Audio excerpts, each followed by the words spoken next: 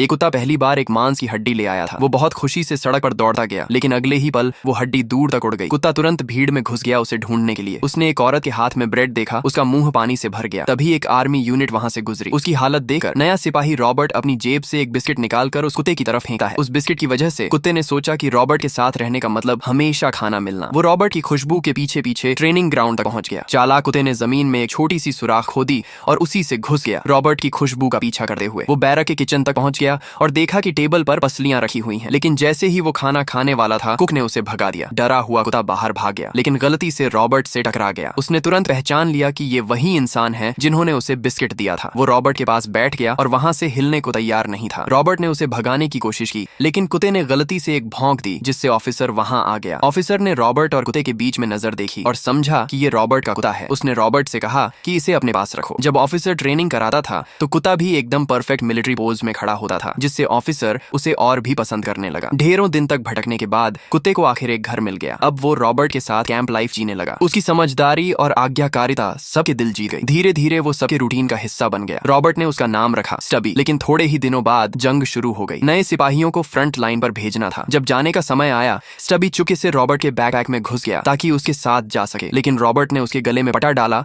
और उसे army cook के हवाले कर दिया। रॉबर्ट को दूर जाते देकर कुत्ता अपने आप को छुड़ाने लगा। रॉबर्ट की खुशबू का पीछा करते हुए स्टबी ट्रेन स्टेशन तक पहुंच गया। तब तक रॉबर्ट की ट्रेन चल चुकी थी। स्टबी ट्रैक के साथ साथ दौड़ता गया और ट्रेन के पीछे वाले हिस्से पर कूद गया। जब उसने रॉबर्ट को जहाज पर चढ़ते देखा तो चालाक स्टबी कार्गो के बीच छुप गया और सफल तरीके से जहाज पर भी चढ़ गया। उसने अपनी तीखी सूंघने की क्षमता से रॉबर्ट को ढूंढ लिया। कमांडर से बचने के लिए रॉबर्ट ने उसे अपने बैकपैक में छुपा लिया, लेकिन तभी उनका कर्नल सामने आ गया। कर्नल के सामने स्टबी ने रॉबर्ट की तरह सैल्यूट कर दिया। कर्नल, जो उन्हें डांटने वाले थे, उन्होंने भी हंसी से सैल्यूट वापस किया और कहा कि इस कुत्ते को भी डॉग टैग दे दो। इस तरह स्टबी आधिकारिक रूप से आर्मी का हिस्सा बन गया। जब वो धुएं से भरे युद्ध क्षेत्र पर पहुंचे, तब उन्हें समझ आया कि जंग असल में कितनी खौफनाक होती है। ठंड और भूख से जूझते हुए वो सुबह का इंतजार कर रहे थे, लेकिन तभी अचानक दुश्मनों ने हमला कर दिया। धुआं छंटते ही स्टबी को कुछ महसूस हुआ। वो तुरंत दौड़कर एक मिट्टी के ढेर को खोदने लगा, फिर जोर से भौंका। उसके भौंकने की आवाज सुनकर सिपाही वहां आ गए। अंदर एक घायल सिपाही दबा हुआ था। ये तो सिर्फ स्टबी के कारनामे की शुरुआत ही। उसी दिन जब रॉबर्ट के साथ वो टोही पर था, स्टबी ने देखा कि दुश्मन जहरीली गैस के गोले छोड़ने की तैयारी कर रहे हैं। उन्हें तुरंत अपने कैंप को चेतावनी देनी थी, लेकिन उन्हें एक दुश्मन सिपाही ने देख लिया। उस संकट के पल में स्टबी ने खतरा महसूस करके रॉबर्ट को जमीन पर गिरा दिया। गोली की आवाज से घोड़ा भाग गया। रॉबर्ट ने स्टबी पर भरोसा किया। उसने गैस मास्क उठाया और इशारा किया कि वो चेतावनी दे। स्टबी तुरंत समझ गया और पूरी रफ्तार से युद्ध क्षेत्र की तरफ दौड़ गया। फ्रंट लाइन पर पहुंचकर स्टबी अफसर के गैस मास्क को खींचने लगा। अफसर ने समझ गया कि कुछ बड़ा खतरा है और तुरंत अलार्म बजा दिया। स्टबी ने गैस मास्क जमीन पर गिरा दिए ताकि सब सिपाही समझ जाएं कि जहरीली गैस आ रही है। दुश्मन ने जहरीली गैस के गोले दाग दिए। सब कुछ हरे धुएं से भर गया। स्टबी गांव तक दौड़ गया और गांव वालों को चेताया। सबने तुरंत मास्क पहने और दरवाजे बंद कर लिए। रॉबर्ट भी वापस आया और स्टबी को अंदर ले गया। उसके दोस्तों ने गीला तौलिया उसके मुंह पर रखा। स्टबी की मदद से सब लोग बच गए। अब वो सबका हीरो बन गया था, लेकिन दुश्मन ने फिर से हमला किया। स्टबी ने खतरा नजरअंदाज करके गोलियों की बारिश के बीच दौड़ लगाई। उसने एक घायल सिपाही को देखा और संकेत दिया, लेकिन फायरिंग ज्यादा थी, कोई वहां नहीं पहुंच पाया। कमांडर ने स्मोक ग्रेनेड छोड़े और उनके कवर में उन्होंने सिपाही को बचाया। गांव वालों ने स्टबी के लिए एक छोटी सी मिलिट्री कोट बनाई और उसके लिए एक गैस मास्क भी तैयार किया। थोड़े समय बाद वो नए युद्ध क्षेत्र की तरफ बढ़े। स्टबी एक सिपाही पर भौंकने लगा। उसे अपना हेलमेट ही करने का इशारा करते हुए उसने दुश्मन की खुशबू पकड़ ली थी। स्टबी ने दुश्मन पर भौंककर उन्हें अपनी तरफ खींच लिया। तब तक रॉबर्ट और उनकी टीम ने उनके लिए जाल बिछा लिया था। मिलकर उन्होंने 3 दुश्मनों को पकड़ लिया, लेकिन एक हादसे में बहादुर स्टबी घायल हो गया। एक ग्रेनेड सिपाहियों के पास गिरा। बिना सोचे समझे स्टबी ने उसे मुंह से उठा लिया। एक तेज धमाके के साथ स्टबी जमीन पर गिरा हुआ पड़ा था। रॉबर्ट ने उसे उठाकर आर्मी सर्जन के पास दौड़ लगाई। सर्जन उसके वीरता भरे काम से प्रभावित हुआ और बोला, उसे हॉस्पिटल ले जाओ। स्टबी के जाने के बाद रॉबर्ट उसे बहुत याद करने लगा। जंग के दौरान भी उसे स्टबी की तस्वीर दिखाई देती थी। दुश्मन के बढ़ते हुए हमले के कारण उन्हें अपना कैंप बदलना पड़ा। तब तक स्टबी हॉस्पिटल से ठीक होकर रॉबर्ट को ढूंढने निकल पड़ा। जब वो युद्ध क्षेत्र पर वापस आया तो उसे नहीं पता था कि रॉबर्ट वहां से जा चुका है। वो हर कोने में रॉबर्ट को ढूंढता रहा, लेकिन नहीं मिला। इसी दौरान रॉबर्ट को एक खतरनाक फ्लू हो गया। जैसे स्टबी ने उसकी आवाज महसूस कर ली हो। अपनी चोट पूरी तरह न भरने के बावजूद वो दौड़ता रहा। बार बार थकर गिरता, फिर उठकर चल पड़ा। रॉबर्ट अपने सपनों में बार बार स्टबी को देखने लगा और इस बार स्टबी सच में लौट आया। साथियों ने उसे घास में पड़ा हुआ पाया और कैंप में ले आए। वो रॉबर्ट के पास बैठ गया और उसके बीमारी भरे दिनों में उसका साथ दिया। धीरे धीरे रॉबर्ट ठीक होने लगा। दोनों फिर से युद्ध क्षेत्र पर वापस गए। रात की गश्त के दौरान स्टबी अचानक बाहर दौड़ गया। उसने एक अजीब सिपाही देखा और उसके कपड़ों को जोर से पकड़ लिया। पता चला वो एक दुश्मन जासूस था। स्टबी ने उसे समय पर पकड़ लिया। आखिरकार युद्ध विराम की खबर आई। उनकी आखिरी लड़ाई भी खत्म हुई। धुआं छंटने के बाद स्टबी ने एक हेलमेट उठाया। उसके किनारे पर गोली के छेद थे। वो उस सिपाही का था जिसने कभी स्टबी की जान बचाई थी और अब वो शहीद हो चुका था। जंग खत्म होने के बाद वो सब घर वापस लौट आए। युद्ध क्षेत्र पर दिखाई गई अपनी बहादुरी के लिए स्टबी को सार्जेंट का पद दिया गया। उसकी वीरता भरी कहानियां हमेशा के लिए किंवदंती बन गई।